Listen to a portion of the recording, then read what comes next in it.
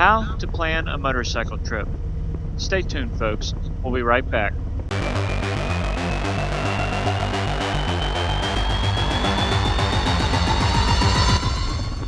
Welcome to Motorcycle Den, and today we are talking planning a motorcycle trip.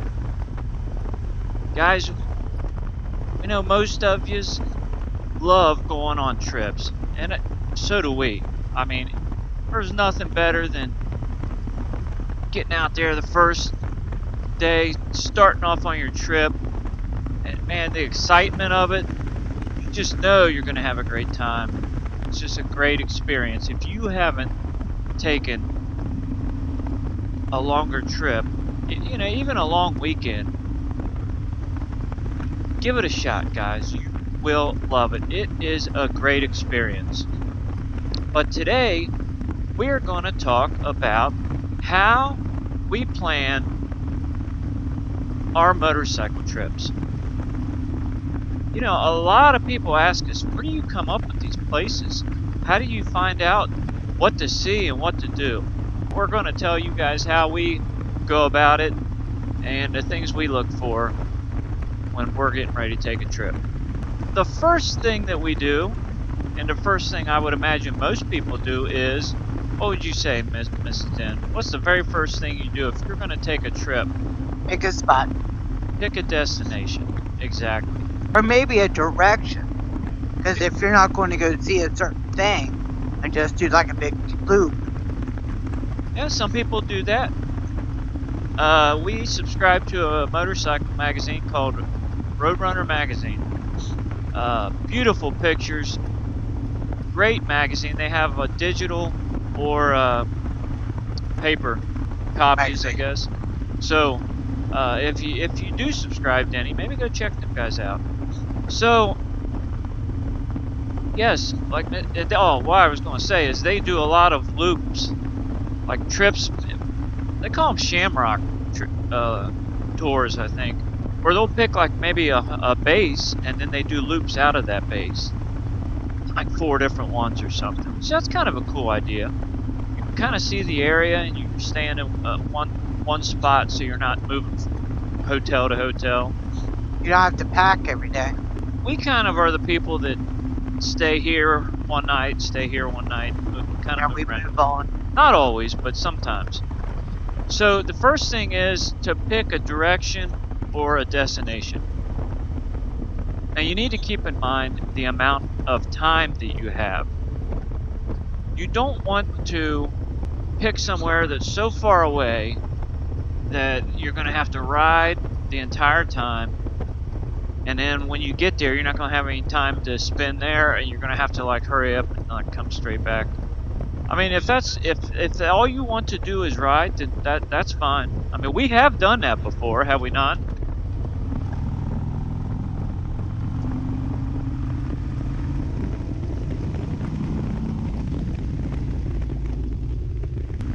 I've learned over the years from other people and threats from Mrs. Den. Oh wait a minute, I didn't say that. Did I say threats from Mrs. Den? I didn't mean threats, but from Mrs. Den. Huh? He might have.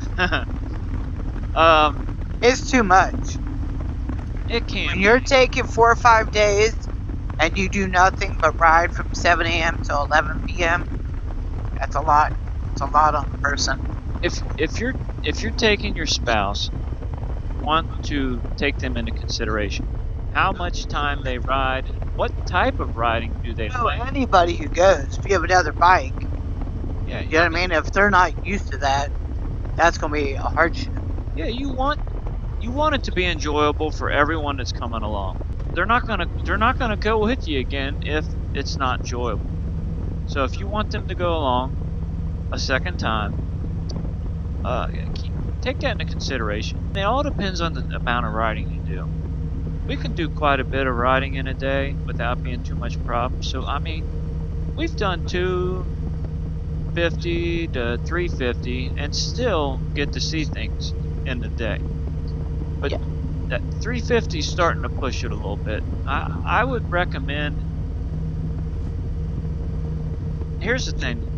the first day, like getting there and coming back, sometimes we do long days. Yeah. That way, we don't have to sacrifice time while we're there. We have more time at our destination. You know, a lot of people don't like riding highway, and I get it. And if you're just about to ride and not really seeing much in an area, and you're just riding, you're probably not going to want to ride highway. But a lot of times, like, just take for instance, one of our more recent trips was the Upper Peninsula in Michigan. And basically we knew we were going to be spending a lot of time in the Upper Peninsula. Now that's pretty far from us. Remember how many days it took? Well, we was on the road like 6 a.m. Saturday, and we got up there that evening for dinner. So we spent all day getting up there. And we moved on. We we didn't stop a lot. We took the highway. We knew up front that's what we wanted to do. We didn't want to spend 2 days getting up there because we only had, how many days do we have total? 4.5? We left Saturday, we came back Wednesday. So, Saturday, Sunday, Monday, Tuesday, Wednesday, 5 days. We're finger counters if you guys don't know. Yeah. Don't know. So 5 days? Yeah. And so we have 5 days. But we did take 2 coming back because we stopped along the way and seen stuff. So that's 3 days getting up there, basically. Probably 2.5 or so. But then we had 2.5 days up there, probably. But we spent a lot of time on the highway getting up there just so we had extra time while we're there. Now there's been some trips where we're going and we're just going basically in a big loop, and the scenery that is more or less the destination. So then, as far as finding out what there is to do, so the Upper Peninsula, we'll get on the internet and we'll do a search. Things to do, things to see. How did you find out about the Upper Peninsula? Well, Facebook and Instagram. Don't be afraid to join groups. Okay? There is a lot of groups out there on Facebook that are like nature or scenery groups or photography groups or groups that are just of certain areas or traveling groups, things like that. You can find a wealth of information on places like that. There's so many people that travel and give information about places to go and see. So, I remember seeing a picture of painted rocks. Something simple. Pictured rocks. Pictured rocks. So I knew it was something to do with that, and I'd seen it like several years back. So I started searching that. Okay, that was my main thing. I started searching, and I probably typed in painted rocks or something, and then pictured rocks in the Upper Peninsula, and then pictured rocks came up. That gave me a basis. I knew, and once I seen the pictures online, I knew we definitely wanted to see that. So that was one place that I knew we were going to want to see. But I knew getting to there the first day was impossible. So I thought, okay, well, we'll get to this point the first day, and it was just into the Upper Peninsula. So then I thought, well, we're going to get there around dinner time. I didn't want to push it. We could have made it all the way up to the pictured rocks, but I knew it was just going to be too much riding. So we got just to the Upper Peninsula for dinner, and I thought, well, we need to see what there is to do around that area. So the area that we're staying at, I started looking. And you can get on Google Maps, and you can type in attractions, parks, things to see, stuff like that you can actually type in on Google Maps, and things will come up, and then you can see, okay, I'm staying here, and this is what's around that area. You know, like I said, attractions. I believe I said it's one of the things you can type in, and I do a lot of parks or state parks or stuff like that.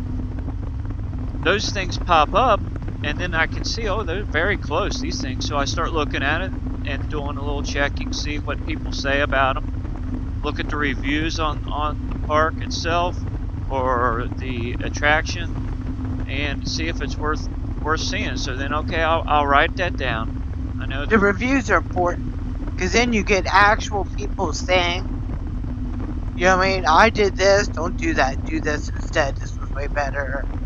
You know what I mean? You can learn a lot from the reviews. Yeah, absolutely. I mean, you take them with a grain of salt because sometimes people just want to grump. But you really do learn a lot from the reviews. Well, yeah, and a lot of times they'll give you other information like, oh, we also seen this, or be careful about this. It's if you can't walk steps, there's a lot of steps. Learn a lot. So then I just, okay, so we're going to try to see this and this. Okay, I might have 3 or 4 things that we're going to try to see that evening. Well, if you don't have time, that's fine. You just see a couple, and then that's, you know, you might have to come back another time to see them. You may not be able to see everything that you put down, but I take notes, write down all those things, and then I make a route. If we have to skip something, then we skip it. It's no big deal. So then the next day, I know that we're going to get to point A or point B, say. So, and we're leaving from point A. Well, you know, I like to take the scenic route most of the time, and I knew there was other things that we can incorporate into the route to get to there. So, you know, and I just start looking, and like I said, I type in things like attractions, things to see in UP, things to do, or parks, stuff like that. Because a lot of, like, we like seeing a lot of waterfalls and stuff like that. And that comes up when you type in, well, a lot of times I'll just type in waterfalls.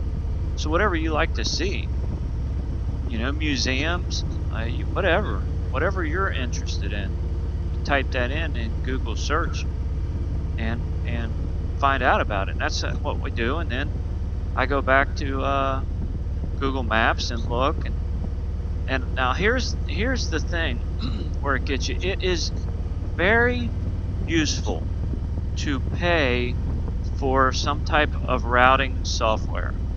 And I know there's free ones out there, but they're not that great. I've used them. They're difficult to use. You're limited. I use My Route app. They have a routing software. They have an actual navigation software, so you can use that with make a route and navigate right from your phone if you don't want to use GPS, and it works great. I mean, these people, they put a lot of time into this to make this the best route or best app out there, and it is really good. Now, does it put on, like, if you're doing a route and the road's closed, does it show it? No. You have to look that up? It does not show if roads, and that's a good point, Mrs. Den. Look ahead of time on Google Maps to see. Sometimes Google Maps will show it, but sometimes you can get on to that state's website. And most states have a place that show if roads are closed. So you can type in like road closures in Michigan, and they'll have a site that you can get on. It shows all the construction and road closures. Is it the Department of Transportation? Well, it might be all a little different. I don't know exactly. Every state might be different on who shows it, where that shows up at.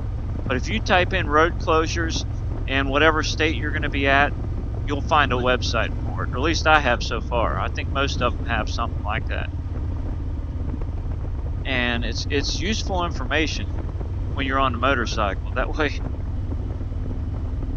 you know, if the only reason you're going up certain area is for a certain road and it's closed, or you know, you don't want to waste your time. So it's good to look that up. That way you don't have a surprise part of the way through your trip and have to make some major changes. That's where planning comes in.